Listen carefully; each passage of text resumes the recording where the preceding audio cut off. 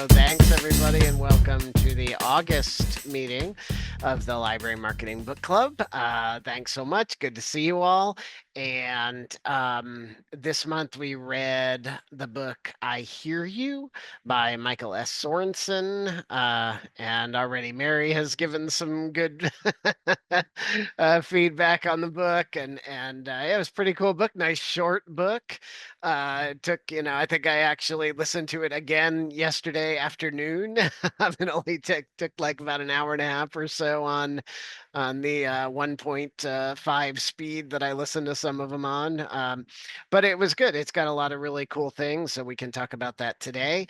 And oh, and also just to let you know, I don't know if anybody saw, but our book club's 4-year anniversary was just this month. So yeah, 2020s in August 2020 was our first meeting when things first started. So very cool. Thanks to those of you who have been here since the start, and thanks to all of you who have joined since.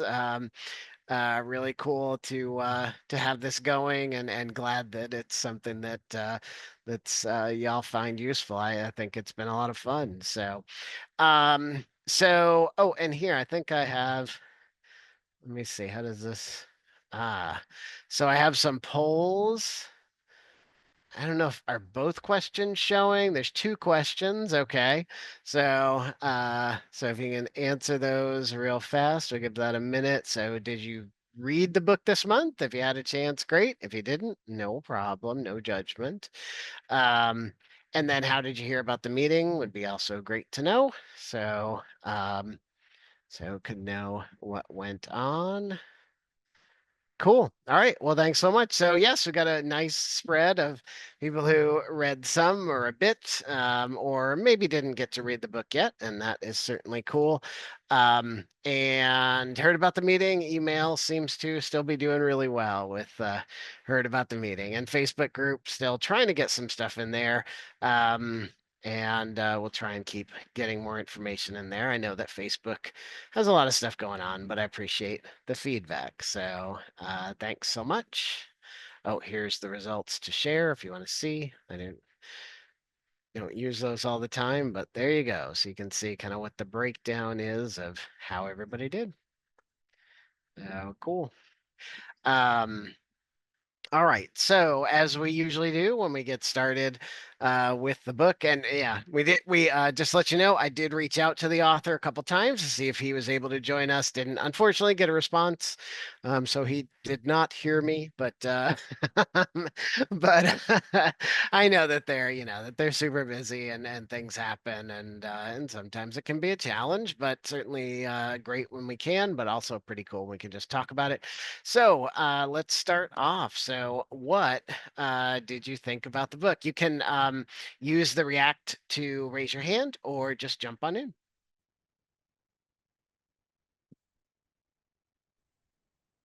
Mary. Well, I'll start just because this book was a huge eye opener for me. Yeah. I, I've been doing everything wrong my whole life, and I'm a fixer. I mean, like if you got a problem, I'm fixing it for you. And if you're a friend, my family, my husband, whatever it is, you give me a problem, I'm like, okay, this is what you need to do. 1, 2, 3, 4, 5, and you're all set. And of course, that's completely 100% wrong. And I didn't know that. And this book really, it's like changed my life. I mean, and I'm using it, I'm trying, and it really makes a huge difference. I got to catch myself, but I'm really working on it, and it really works. And I think at work, same thing. Someone comes to you, you know, and you just, oh, okay, well, I can relate to that, or don't try to fix it right away. And that's really hard for me because I'm a total fixer. So anyway, I loved it. I thought it was outstanding. I have like a little bit left to read at the end, like the Mhm. recap. So I'm going to read that too to kind of remind me, keep reminding me what I need to do. I really liked it. Yeah, it's a really good reference. Very And practical, very yeah, practical. Yeah. yeah, I think it's really good. It's uh And Mary, did you no, I think yeah, and I'm trying to practice it myself whenever I can too. But yeah, I think that you're right. What did what do you have an example of something maybe you've shared like how it's helped you at work or something? That would be kind of interesting. Sure. Is there something at work that might have worked for you? So, I'm trying to think of the most recent example. If it was a work issue, it probably was more of a personal issue at work. Hmm. One of my coworkers is having there's like this whole weird thing going on in our community, and she's kind of gotten in the midst of it because her son is in high school and anyway, it's like kind of consuming her life. I mean, it's just really kind of taking over. And so when this first started, I'm like, oh, here's what you could, blah, blah, blah, blah, blah. And now I'm just saying, oh my gosh, I can't imagine. That sounds terrible. I'm just trying to listen and, like he says, validate until it's really hard for me not to offer solutions to fix it. But it's just, and then there's another guy who works here who has an autistic son, and he has a lot of issues with his son.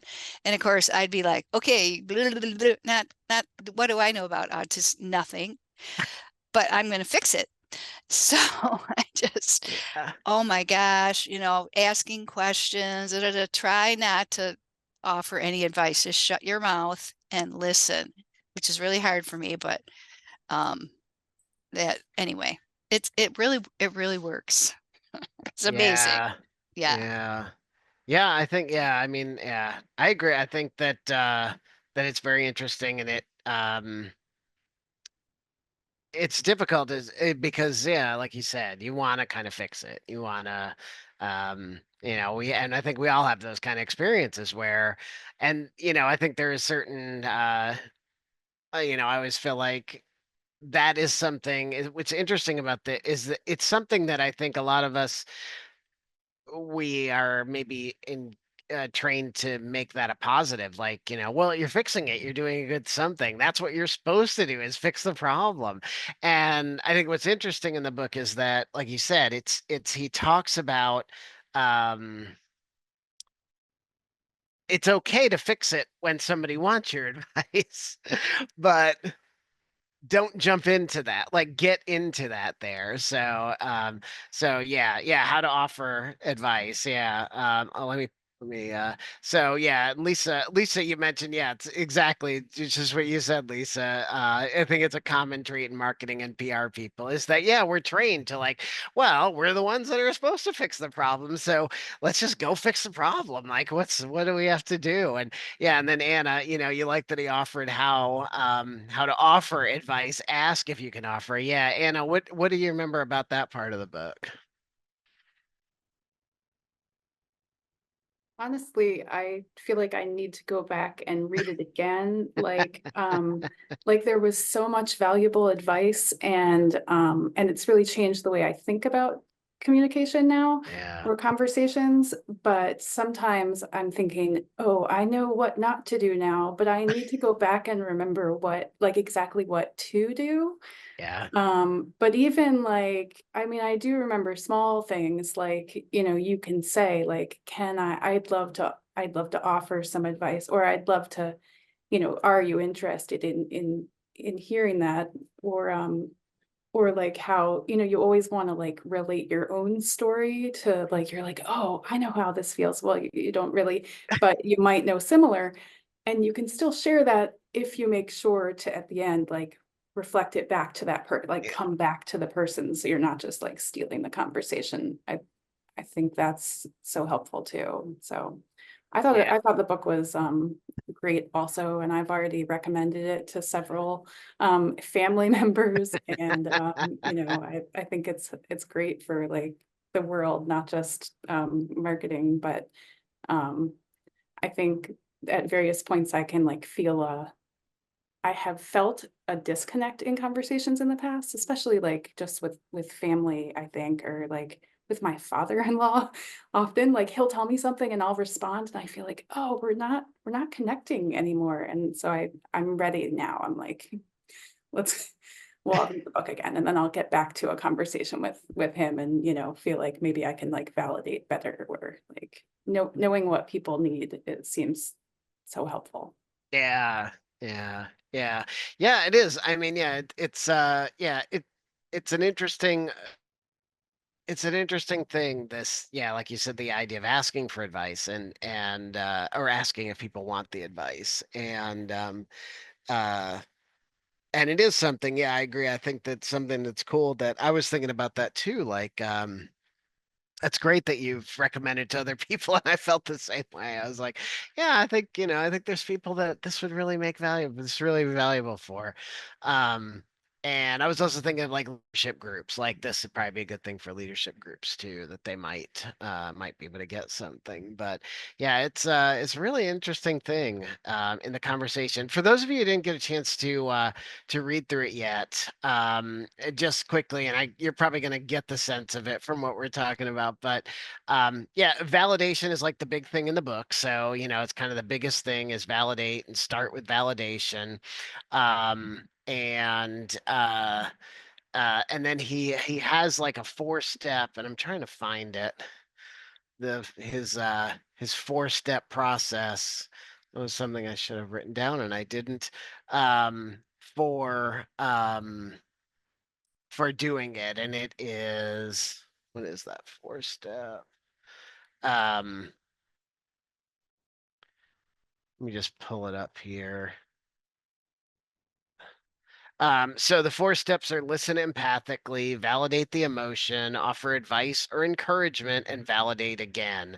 So, the first thing, and that's the thing, like that's like Mary, what you're saying, and Anna, like, the very first thing is listen empathically. Well, first of all, and then there's a whole bunch of really cool stuff about empathy in there, and then validate the emotion and validate what the person is feeling.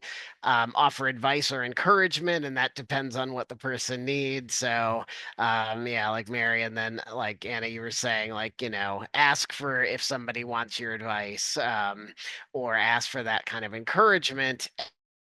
The last thing is to do that validation again. So just revalidate what things are. So, and that's kind of what the book goes through. And if you didn't get a chance, I think something, really recommend you take a look through it. It, like I said, super fast book to read, and a good one to have on your shelf because it's a good thing to redo. But yeah, what are some of the other thoughts? Anybody have other thoughts about the book that had a chance to read some or all of it? I have I had an interesting experience when I first started reading it. I was thinking, well, One this thing, is. Anna, that you were saying. Oh, go ahead. Go ahead. Oh, I'm sorry. Hey, Can you Leslie, hear go. me? No, please. Yeah. Yeah. Hey. Um, I started reading it, and I thought my gut instinct was, well, I could see how this would be useful personally. We could all be better listeners. I could see this would improve my personal relationships, but I wasn't really sure how I would use it at work, in marketing or communications, other than, improving your work relationships. And sure enough, yesterday I had a negative Google review, Ah. and the person was saying that the library is great, but the patrons shouldn't be allowed to have their phone on speaker while they're inside. That's so rude. The library is meant to be a quiet place. And I validated the hell out of that woman. So I Yeah. thanked her for her feedback, and I actually said, we hear you and totally understand your frustration with having to listen to someone's phone on speaker in a public place.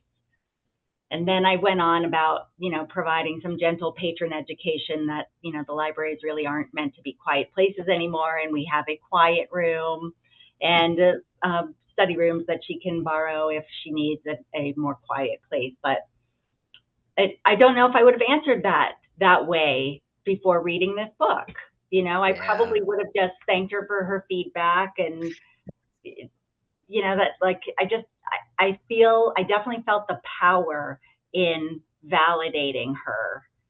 Yeah. Now, this one was easier because I do agree with that. You know, I don't like it when people are rude in public places either, and Yeah. they're not courteous about the people around them. That's one of my pet peeves. So this was a little easier to validate. I don't know if how I will feel about validating someone when I don't agree with what they have to say. So I'm really interested in seeing that in practice. Yeah. But I enjoyed it.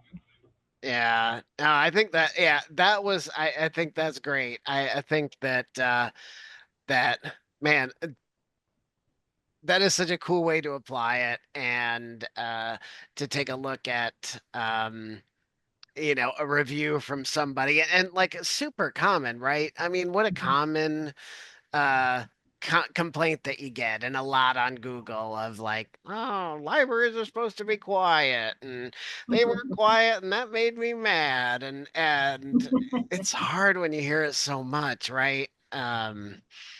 Uh but yeah, that's super cool. It'd be interesting to see what, if you'll get any feedback back from them, or but it's a great one to keep. It's a great one to just keep going with. He does Um, offer advice about if you don't agree, you can still validate even if you don't agree. Mm-hmm. And I yeah, think that's harder to do, like you said, Leslie, but he does give you some examples. I got to go back though, like Anna, I got to go back and refresh because there was so much that I was doing Mm-hmm. wrong, like so much that I have to yeah. like relearn everything. So I got to go back and read But some of that again. yeah, Mary, But that part that you're talking about with the if you disagree, mhm, was really neat too. And I was listening to that, and last night, and the thing that I thought was interesting, and I'd, be cool to hear what y'all others' thoughts are on this part of it. But the thing that I thought was really neat about that was, um, he talked about, when you disagree, putting it back on yourself and mhm, not on the person. And I mean, I think the examples that he gave were kind of, they were kind of open, but, and this was something that's interesting. I think I took a note on it. So what he was saying was, this is the wrong note. Um, he was saying you turn it around on you refocus. Where is it?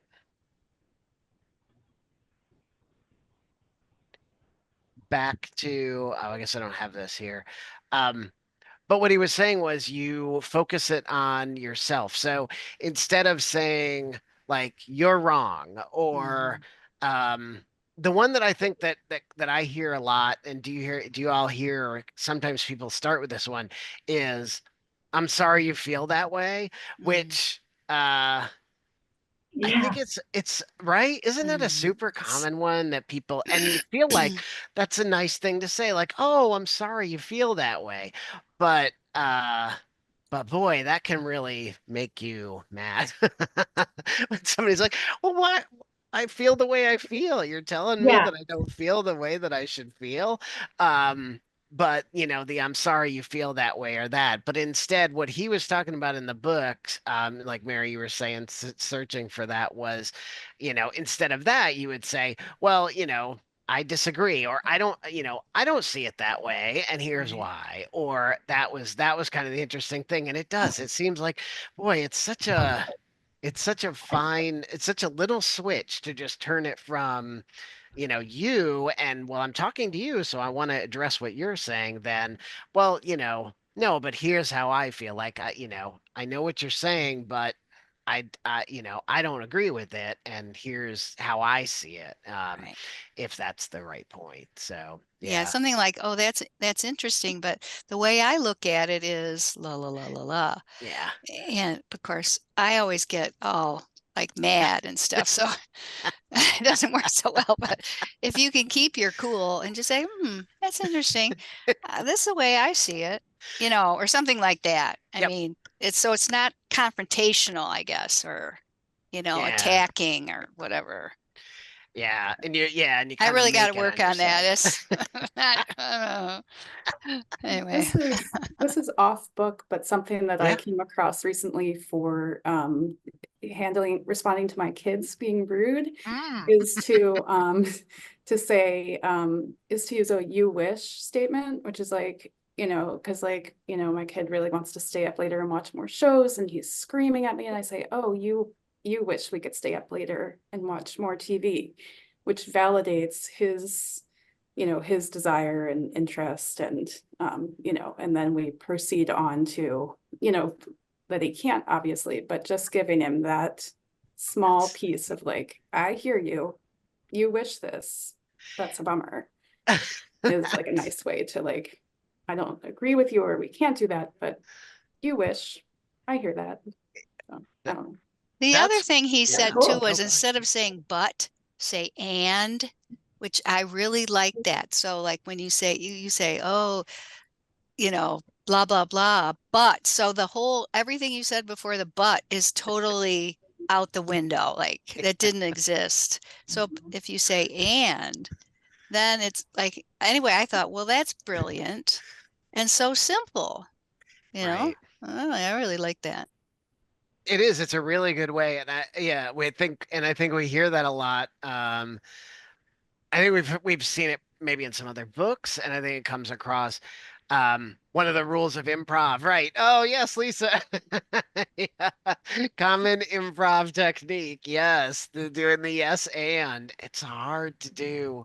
It's hard to do because we have our own things, but um I, And and I think it's something we could all do a better job with, including myself. Uh, but yeah, but I say but so much. Oh my gosh. Um, Lisa, yeah, Lisa's saying, just going back to Lisa's comment a couple above was, wondering if it sets people off. I think Lisa, you were talking about when we were saying, um, the I'm sorry you feel that way. Yeah, I think it does. I think it does set people off. I think it is something that um and amazing how strong switching to a different three-letter word. Yeah. So the but word or the and word, just switching to a different three-letter word. I think that's pretty cool. I think there was something too, there was some things about how to talk with kids and some advice. How to give kids advice, and there was the asking. That was another part of it, was the asking people if you want them to give advice. And for kids you can say, well, can I give you some advice? And if they say no, say, well, I'm going to give you some advice. So, but for adults you can be a little more you know waiting. And if you've ever heard has anybody ever heard of a podcast or a website called Manager Tools? Has anybody heard of that one? Manager Tools. Um, it's changed over the past few years. Like it's not the same host, but there's some older podcasts and older blog articles there. One that if you can find it, and just gonna put managertools.com in the chat. Um, And I guess I gotta www it to make it hyperlink, maybe. Um, that doesn't hyperlink it, whatever. But one thing that they had there that really complemented this book well is they have a thing called the feedback model, and it uses a lot of the same type of thing, like the phrasing and the background. And one thing it does is it does that ask for advice. And they had a thing which I thought was neat, because he talked about asking if I can give you feedback, and that was kind of what their whole thing was. And it was, can I give you some feedback? And it was that idea of sometimes people aren't ready for feedback, or they're not in the mood for feedback, they're not ready to receive feedback. So and if you're managing people, or manage or have a managerial type relationship with somebody, you can accept when they say no, like, no, I'm not looking for feedback right now, which again I think really matches well with this book. So I'll try and find that actual link to the podcast episode that they had that was about it. It's a really good one. There's a good one about that, and there's a good one about thank you notes, which is a super cool thank you note formula that I use, which is not related to this, but the feedback model had a lot of that same idea of like asking for feedback. But yeah, what other thoughts did you have about the book, or what other things? And again, yeah, it'd be cool if anybody thought about how to use it for, are there any other work situations, or um, any other things that you thought it might not work for, that may be difficult, because that might be a thing.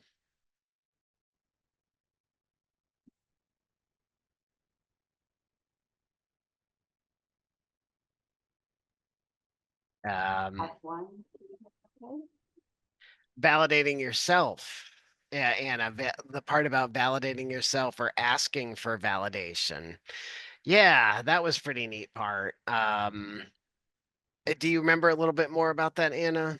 Trying to search for it. I think there was something about like you could even go to someone and you could say like, I just need to talk about this for a minute, or just like preface your need before you start talking with like what you need from it. Like, uh, for those people who haven't read the book and they're gonna offer you that advice, just go to them with the like, I just need a moment to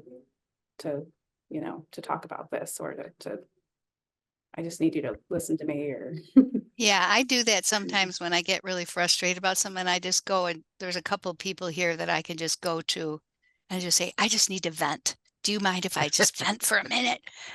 And I get it all out, and then I'm okay after that. I don't need anybody to tell me anything. I just want to vent. Yeah. And it really helps. So I forgot about that he said that. Yeah. It is good, yeah. Yeah, I think that people like that too. I think people like that kind of approach where they're like, "Oh, well, I don't have to do anything. I just need to listen and respond and affirm." And it would be pretty neat too if they were familiar with the book and they knew how to handle it without giving you advice and without doing that. Maybe there's like a little quick reference card you could give them, say, you know, hey, I just need to vent for a minute, and here, do all this stuff. don't don't offer me advice. Just acknowledge what I'm saying. Yeah, but I think that's pretty cool. I think that is something, and I think it's something that people like to do, and it's neat. It's a common thing, but it's neat when you read the book and see some of those things. Hey, Dana. I'm gonna have to go soon. Okay, yeah, yeah. Okay.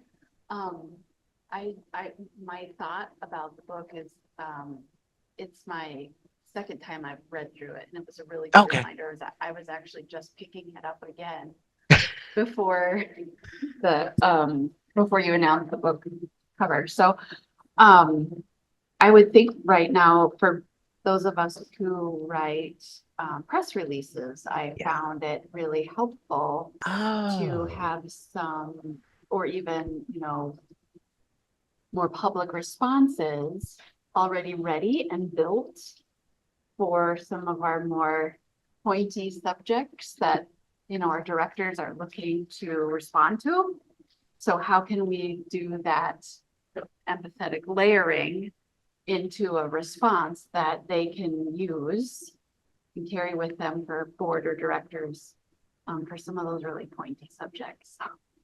what do you have? Like, can you think of? I mean, I know you may not have a detailed one, Dana, but can you think of an example of where that might, how that might work?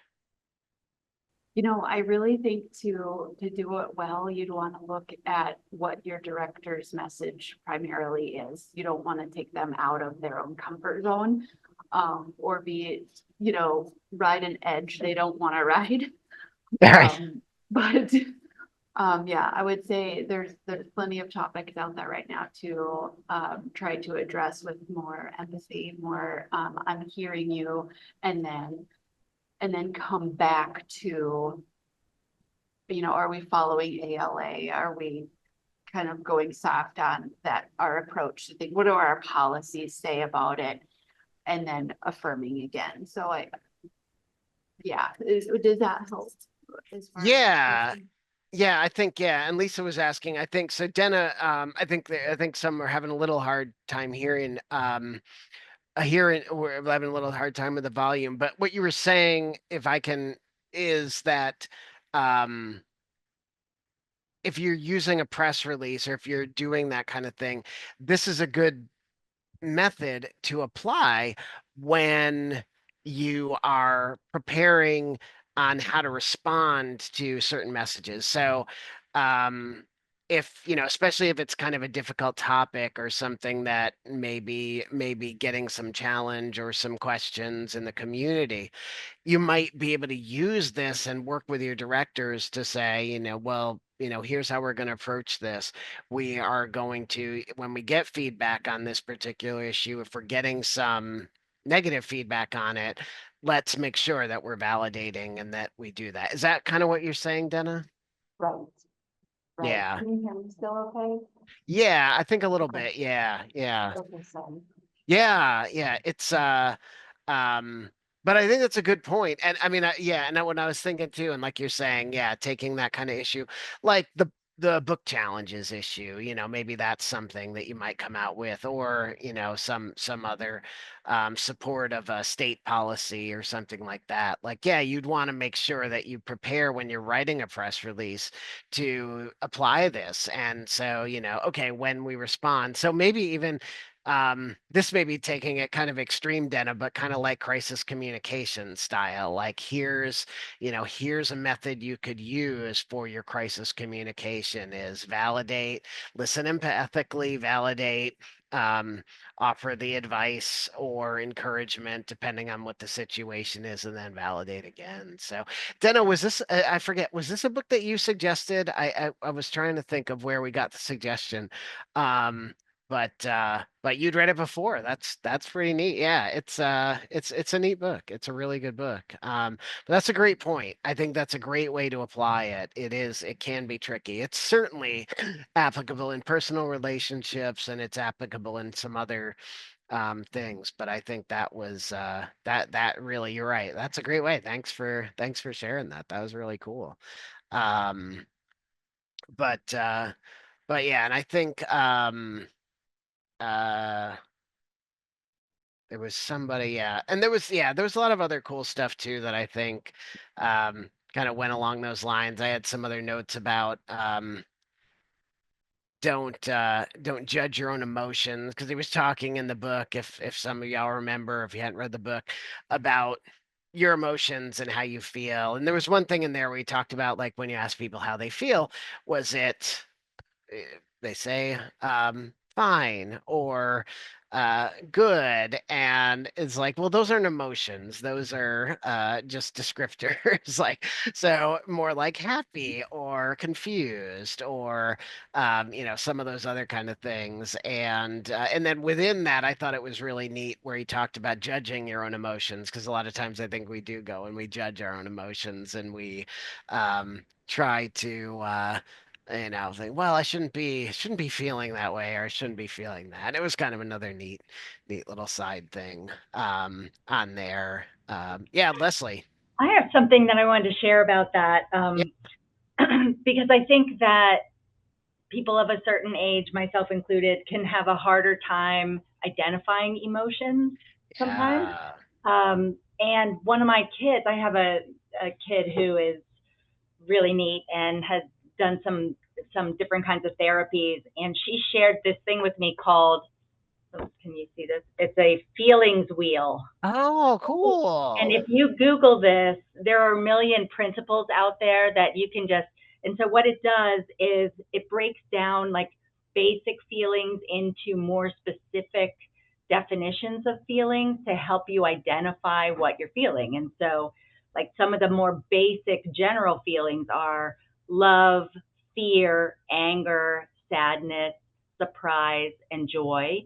And then each of those is broken down into two other layers of additional, more detailed feelings.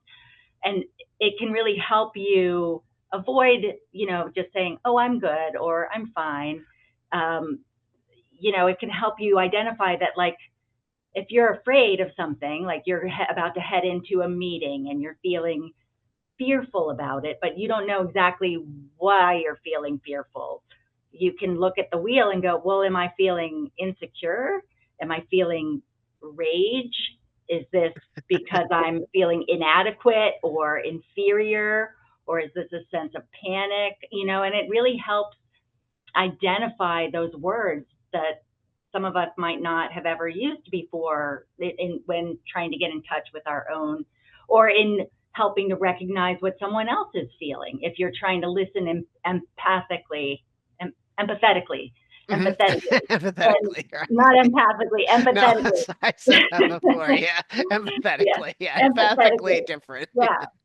And so I think it's a useful tool, and you can find this free anywhere. Just Google feelings wheel or wheel of emotions or something, and print it off and look at it, because it's pretty neat to also do it in the opposite direction. Like if you're feeling triumphant, like what is that really a subcategory of? Is that happiness? Is that surprise? Is that, like, and so it just helps you identify and learn more about your feelings, if that's an issue for any of you, as it is for me.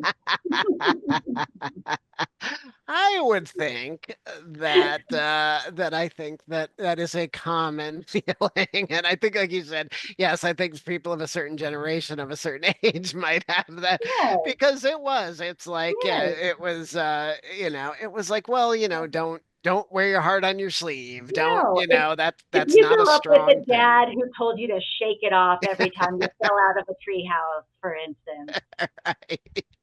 Yeah. yeah, Yeah, I'm sure that's a hypothetical, not a real oh, totally example. hypothetical. But yeah, and that was neat about the feelings in the book, about, feeling, getting in touch with what is that emotion, and trying to get away from the cop out, as he said, responses of fine or better than yesterday. It's like, well, what does that mean? Like that, that means nothing. That means something. So, really getting in touch with the feelings. Um, and just to follow up on something else you're talking about too, is about the positive emotions, and that was, I mean, did y'all think that was something that was neat in the book too, because it wasn't all just about the negative or the troubles, or things that people are having a hard time with. I mean, he starts off the book with, if you haven't read it, he starts off the book with this story of a date. He's got a lot of date stories in there.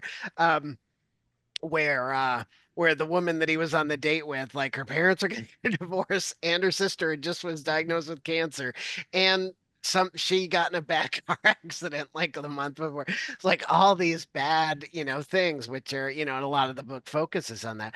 But it was cool too, because the book also focuses on the positive emotions, and reinforcing the positive, and celebrating in somebody's joy.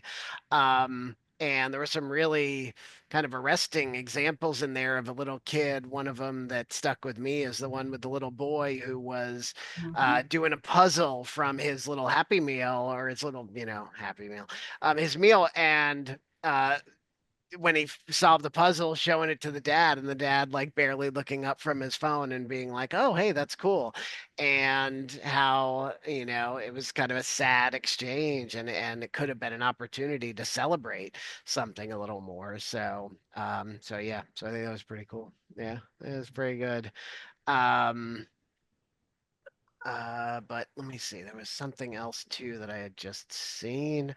Um, Oh, with the empathetic listening, there was a good example in there that I heard a couple times, and but now again, like y'all, I'm trying to search for what it was, but the Brene Brown, who's somebody that I don't think we have any of her books on our list, but if anybody knows of a book that she has that you would suggest among all of the books that she has, please let me know. But I'll just take a look and see what some of them are, because I think that's definitely I, and I don't know a lot about her. I'm not one who follows her closely, but I hear, she's certainly one of the thinkers that comes up an awful lot.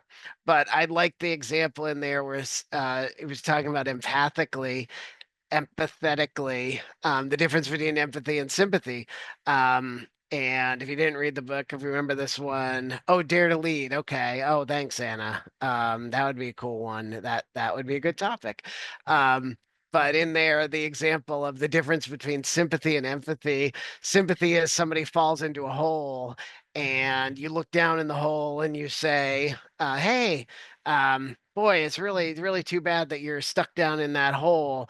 That's probably not great. You want a sandwich or something? Whereas empathetically is you crawl down in the hole with them and say, I really feel now what it's like to be in this same situation with you and to be in this hole, and maybe let's figure out a way that we can get out of this together. So I thought that was kind of a neat example because I hadn't thought about the difference in the responses, where a sympathy response is just, again, kind of the, I'm sorry that you feel that way. I'm sorry that, that's what you do, versus saying, um, oh, I can relate to that. And that was another one that was interesting too, was the I can relate, and the difference between saying, and does anybody else say this one? I know exactly how you feel. Is that, yeah, yeah. You do, Mary. Yeah. Was that another one that you did? Yeah. I think, I think because again, we want, yeah, it's a tough one. It's one that we want to kind of, always sort of feel, um, you know, as intense as we can. We want to have that intensity with people of like, yes, I know exactly what you're thinking. I know exactly how you feel, versus just saying, oh, I had a similar situation and I can kind of relate. And boy, that can be really tough. But yeah, there's a lot of micro adjustments that you can make with this book that I think are so cool. And it's great that the book is short, right? Because it's easy to read, but also a good reference, a good way to turn things around. Um, and Anna, I mean, any other thoughts on the book or the concepts or anything else? Or anybody else have any other things that they noticed that they wanted to share, or something that they thought was interesting, even if you can't recall it? Anything else that anybody wants to share?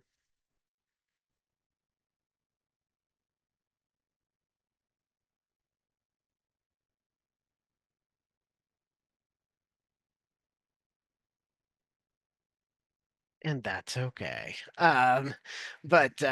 But yeah, I think, I think this was, I hope, it sounds like we all enjoyed it pretty well. I think this was a pretty good book, pretty valuable, a little different, nice to, in sometimes to get away from books that are sort of strictly marketing. Kind of neat too, that this was somebody who, I like the vulnerability too. Did y'all see that, where, about the being an author, about writing a book, kind of encouraging, if any of you have ever thought of writing a book too, that you don't have to have all the letters behind your name or all of the certain types of experience, but if you have something that you can read, or that you can think of, then might be something other people can read. Anna, I'm sorry, Anna, if you oh, okay.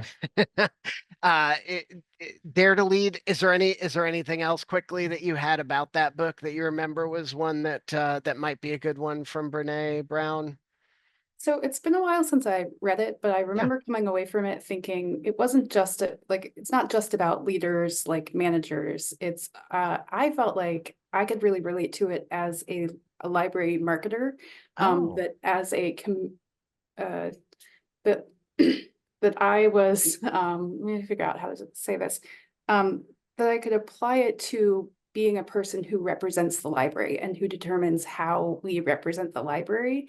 And I really thought that I could apply that anyone who works in a library could apply it to how they relate to the community, or how they help, how we all market the library.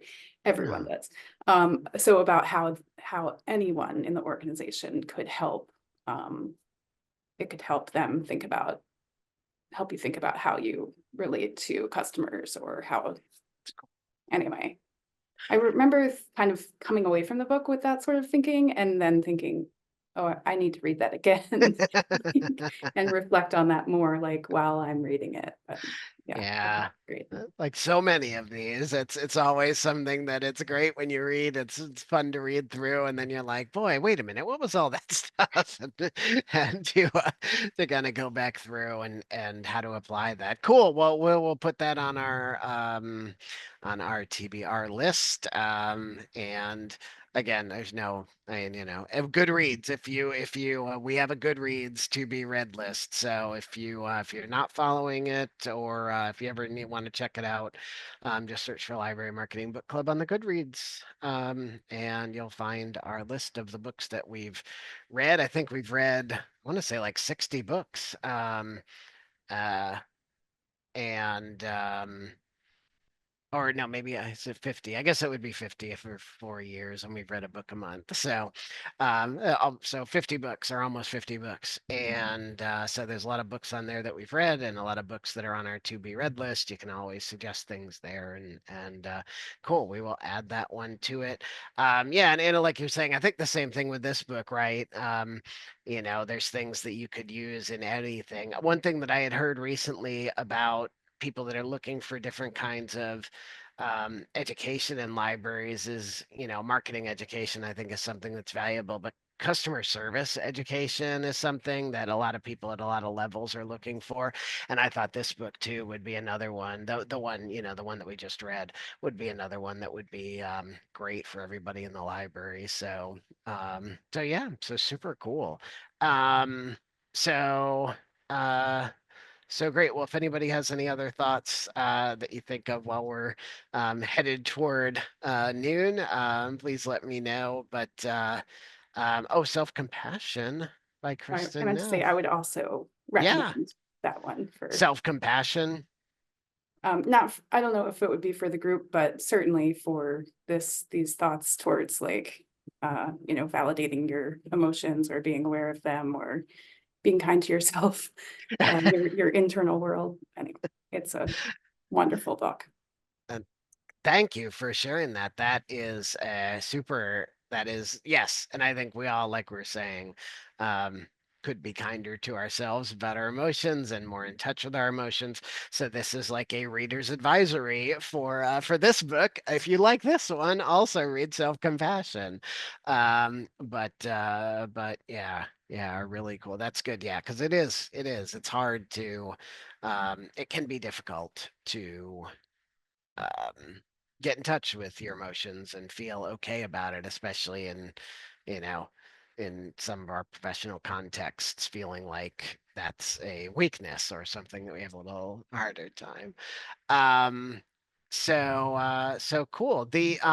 So I did do a survey of what books we want to read next. So I think three of them got, I would say, sufficient votes um to be next on the list. And the one that came up at the top was Unreasonable Hospitality, by Will Guidara. And it's the remarkable power of giving people more than they expect. And I think that is going to be a super cool book. I think I just even heard somebody else mention it in another podcast or something that they were talking about.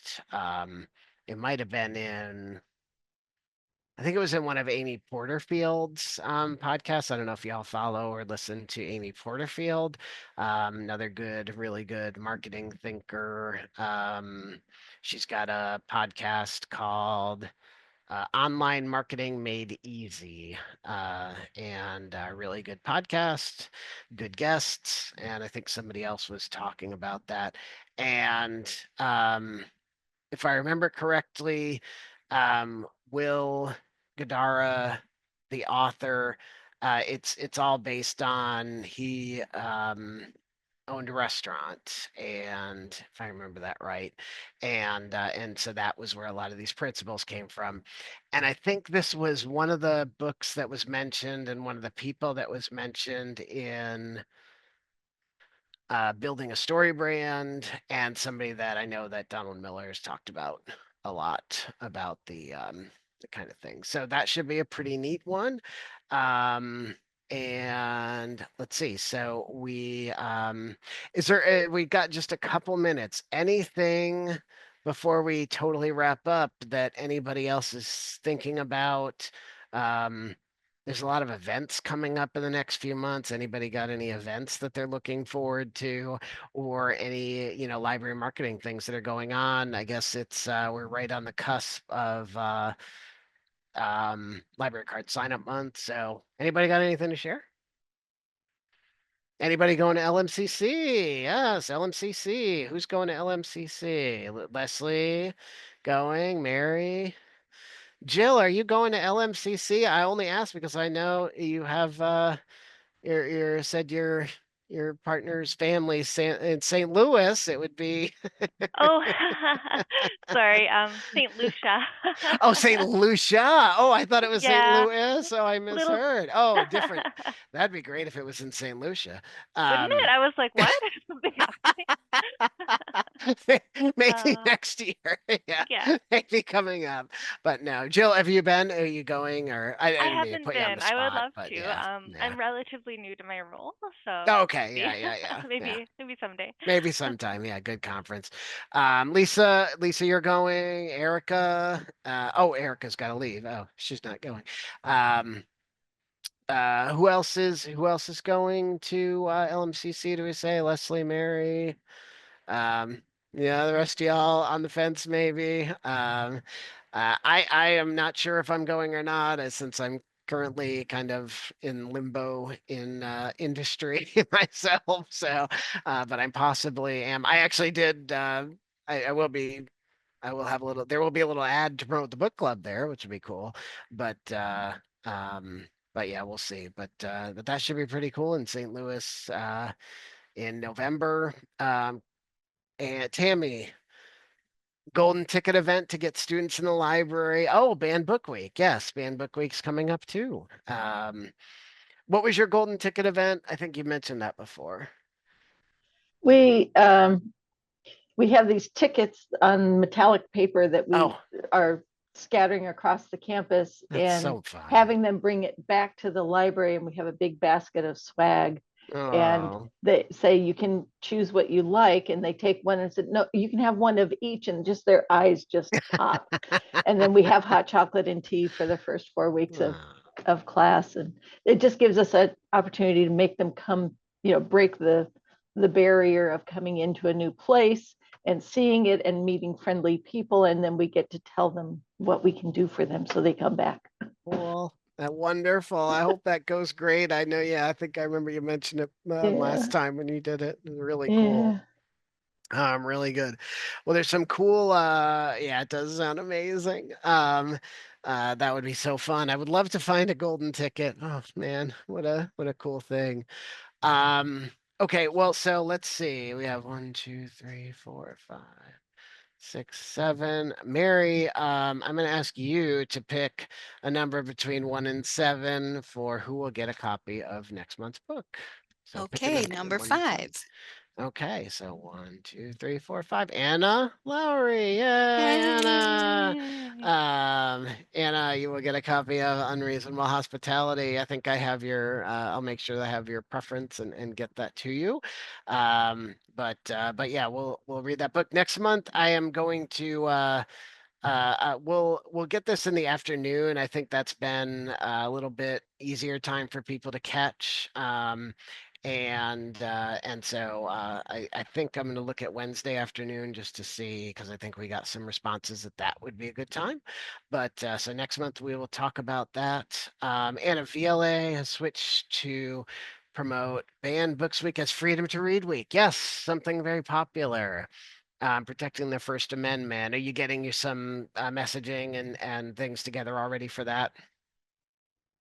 Yeah. It's a good shift. I think people like that, and I think that's, yeah, I know. At least you're right.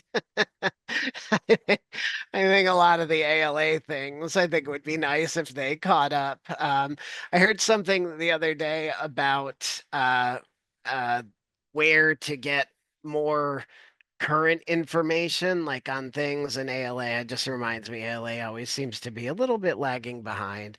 I think, didn't it take it? I don't even know if they still do. They used to have the acronym. Oh yeah, wasn't for years the acronym that they did when it was June and it was LGBT month. They had GLBT. Didn't I thought they had like the super old acronym. But what I heard was Reddit. So if you're looking for where the newest information is, and what's going on in like social media and trying to find things that are newest trends, newest things, Reddit. Check Reddit. Follow Reddit. Reddit is usually a few weeks ahead of where it hits other like social media sites as far as trending memes and trending topics and things like that. So I thought that was pretty cool. We are at 12 o'clock, but thank you all so much for coming today. I really appreciate it. It's so great to see you all. Oh, Tammy, backdrop for police line for selfies. Be careful. But should be fun. And oh man, that should be something cool to see. But thanks so much and look forward to seeing you all next month. Have a great month. Talk to y'all soon. Bye bye.